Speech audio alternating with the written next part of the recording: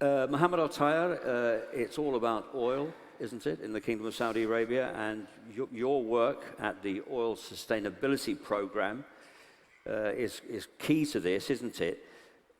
In the current world, we are hearing a lot of campaigners, critics, who say we just stop oil, but your program, of course, goes in the opposite direction, doesn't it? It wants to extend the productive life of the kingdom's oil reserves, vast oil reserves, as long as possible in a sustainable and commercially economic way. Explain that rationale, please. Thank you. I think one fundamental thing that would be very important for the esteemed audience here is to just get a better perspective on who we are and what we're trying to do in the oil sustainability program. As you mentioned, we are a program that's designed to sustain and create demand for oil, but in a different, from a different perspective. We're really emphasizing on the economic and sustainable approaches that can be contributing to the hydrocarbon space. I want to give you a few more data points that will make this a bit clearer. So we relied on designing this program on three strategic pillars. The first one is development, the second one is innovation, and the third one is sustainability.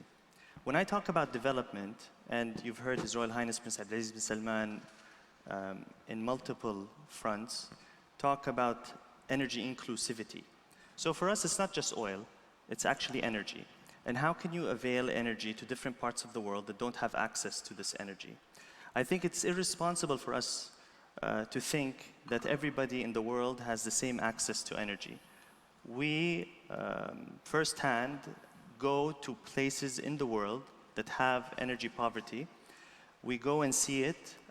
2 weeks ago was in beautiful country of Madagascar on an initiative we're working on clean cooking solutions. You probably heard about it.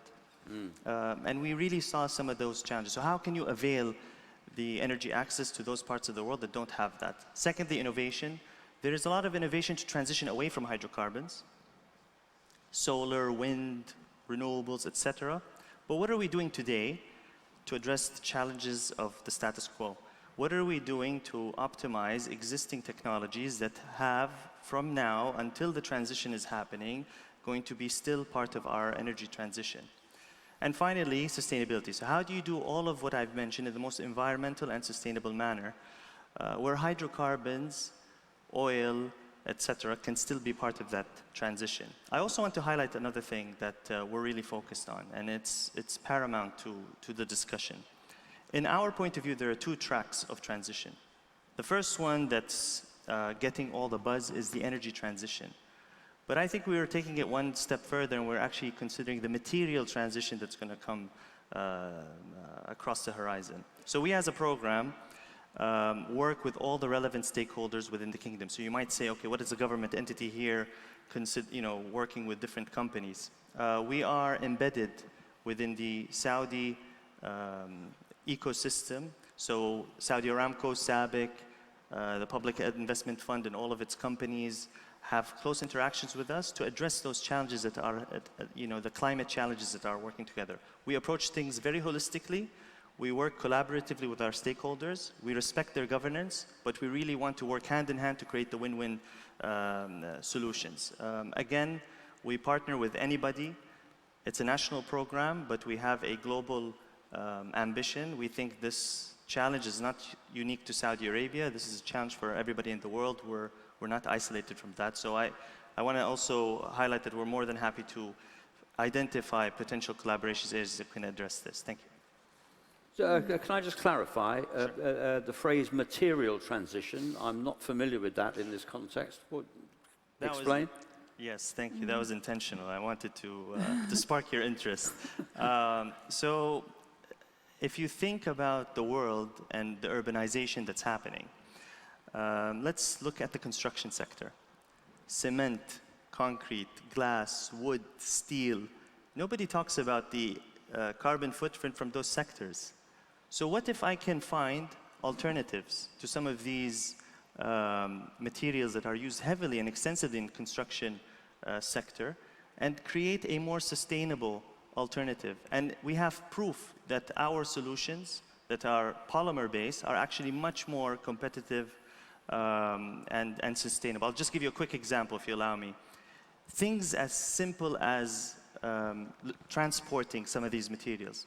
If you're moving or hauling steel versus the polymer, you're consuming less fuel with the polymer because it's lighter weight.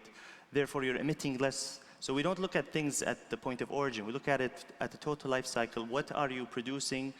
How are you transporting? And what is your environmental footprint across the entire value chain? So I believe, and us as a program believe, that the next transition that we need to focus on is the material transition and how we can address those pain points. Okay, crystal clear. Thank you. Thank you, Mohammed. Higher. Saudi Arabia has set a target of 2060 for net zero. Can it make it? Can it make it earlier? I think for me, it's not can we make it, it's we have to make it. That's fundamental. That's the first part. The second part is, I think if you see the transition that the SGI and the MGI and all the Kingdom initiatives from ambition to action, I think year after year, you're going to see us coming closer to achieving our net zero targets. That's my hope. That's our mandate. And I think we have an amazing country leadership that is pushing us, that is enabling us and giving us everything that we need to achieve that and be a leader in this transition that the world will be a partner with us. Final word to you, Zia.